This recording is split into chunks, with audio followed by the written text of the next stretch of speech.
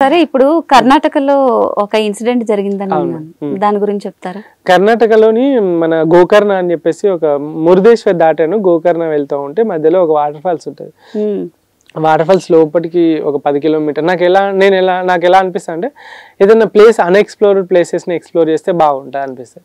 So అట్లా ఒక 10 kilometre లోపల లోకల్ వాళ్ళకి తెలుస్తుంది అంతే ఆ వాటర్ ఫాల్స్. అంత టూరిస్ట్ కూడా కాదు, ఎవరు చూపెట్టలేదు యూట్యూబ్లో కానీ ఎక్కడ కూడా ఎవరికి తెలియదు, అంత ఫేమస్ కాదు అది. కానీ లోపల ఉంటుంది.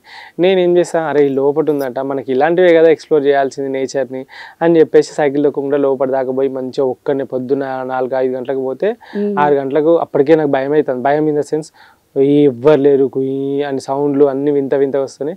అయినా మెల్లె అక్కడ కెమెరా పెట్టేసి ఎవ్వరు లేకుండా ఆ కింద లోపలికి మళ్ళీ చాలా లోపలికి ట్రెక్కింగ్ చేసుకుంటూ పోయి అక్కడ పైన సైకిల్ పెట్టి ఇక్కడ కెమెరాలు అవి పెట్టి లైక్ ఇంపార్టెంట్ థింగ్స్ పెట్టేసి స్విమ్మింగ్ చేస్తూ ఉంటే ఎక్కడ నుండి వచ్చారు, ఒక 3 వచ్చారు. సో వచ్చి వాళ్ళు ఇప్పుడు ఒక యాజ్ ఏ సోలో ట్రావెలర్గా ఎవరైనా వచ్చి నేను వీడియో తీస్తాను, నేను ఫోటో తీస్తాను అంటే అబ్బా ఈ అమ్మ నాకు తీసుకోడు కానీ వాడు మంచిగా తీస్తారు కదా తీయండి నేను. అట్లా పరిచయం అయిన తర్వాత మెల్లమెల్లగా ఇక పైకి వెళ్ళిన తర్వాత నా సైకిల్ అటు ఇటు తొక్కిర్రు, చూసిర్రు. సడన్గా దాన్ని పంచర్ అయింది. చేసినట్టున్నారు, నాకు తెలియదు. నేను ఒకరితో మాట్లాడుతున్నా, ఇంకొకటి వచ్చి పంచర్ అయింది అని అన్నాడు. అబ్బా ఎట్లా ఇప్పుడు అని చెప్పేసి అని అనుకొని ఇప్పుడు చేద్దామంటే ఇప్పుడు అవ్వదు ఇక్కడ, సరే అని చెప్పేసి వాళ్ళు మినీ వ్యాన్ తెచ్చిర్రు. కిడ్నాప్ వ్యాన్ అంటాం కదా చిన్నప్పుడు. సో మినీ వ్యాన్ తెచ్చుంటే బ్రో నేను ఎక్కించుకొని ఆ రోడ్డు మీద దింపుతా బ్రో అని అన్నాడు. సరేలే ఇంక 10 కిలోమీటర్లు అడవిలో రోడ్డు కూడా లేదు, సరే ఎట్లా ఒకట్లా తీసుకుపోతారు అని చెప్పేసి సరే బ్రో అంటే ఎక్కించిన తర్వాత 10 కిలోమీటర్లు అయింది, 15 కిలోమీటర్లు అయింది, 50 అయింది, 60 అయింది, 70 అయింది, 100 అయింది. అడవిలోకి వెళ్ళే తీసుకుపోతున్నారు వేరే షార్ట్ కట్ రూట్. ఏమైందిరా అంటే ఇప్పుడు లాక్డౌన్ పడ్డది, అన్ని క్లోజ్ ఉన్నాయి, ఇప్పుడు తీసుకుపోతే పోలీసు వాళ్ళు ఈ రోడ్లో పోతే తిడతారు అది అని చెప్పేసి మాట్లాడుకుంటా గంజాయి తాగుతా అంటారు మధ్యలో.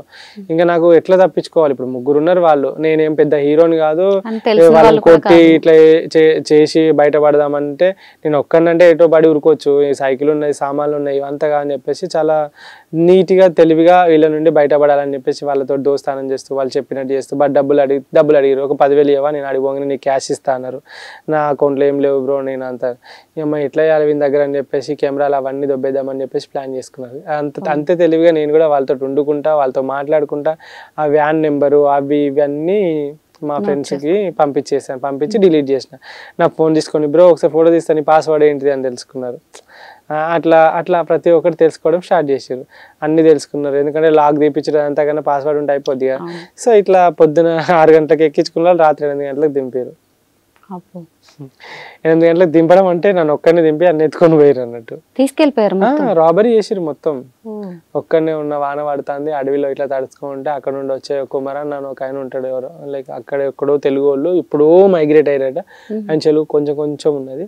అతను కలిస్తే అతనికి విషయం అంతా వివరిస్తే ఆ తర్వాత పోలీసు వాళ్ళకి చెప్తే పోలీసు వాళ్ళు ఊకో సైకిల్ వేసుకొని ఇవ్వడానికి గీడి దాకా వస్తాడా అంత అబద్ధం అని అంటే అప్పుడు నా యూట్యూబ్ ఛానల్ చూపెడితే అప్పటికి ఒక 30,000 ఏమో సబ్స్క్రైబర్స్ ఉన్నారా, ఓకే ఇతడు యూట్యూబ్ మళ్ళీ ఏమైనా పెంట చేస్తాడని చెప్పేసి అప్పటికప్పుడు రాత్రి పోలీసు వాళ్ళు వచ్చి 12 గంటలకు పంచనామా చేసి రాత్రి 2 గంటలకు వాళ్ళకి దొరకబట్టిరంట.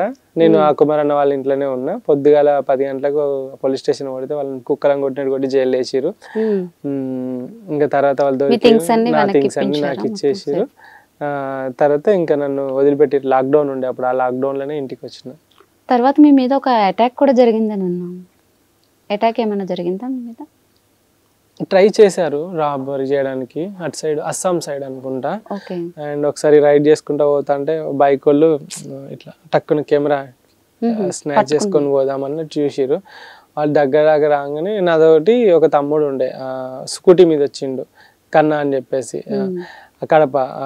ఆ తమ్ముడు వెనకాలనే ఉన్నాడు. అన్నా అని అనగానే ఇట్లా లైక్ సంథింగ్ ఉండే వాళ్ళు ట్రై అవుతారని టక్కున నేను లోపలికి పెట్టిన.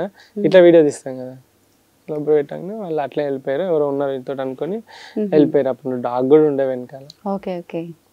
అదే ఇలాంటివి చాలా జరిగినాయి. ఎప్పుడైనా ఎక్కడైనా మీ చేతిలోనే వార్తా ప్రపంచం. మీ మొబైల్లో, మీ కంప్యూటర్లో, మీ టీవీలో.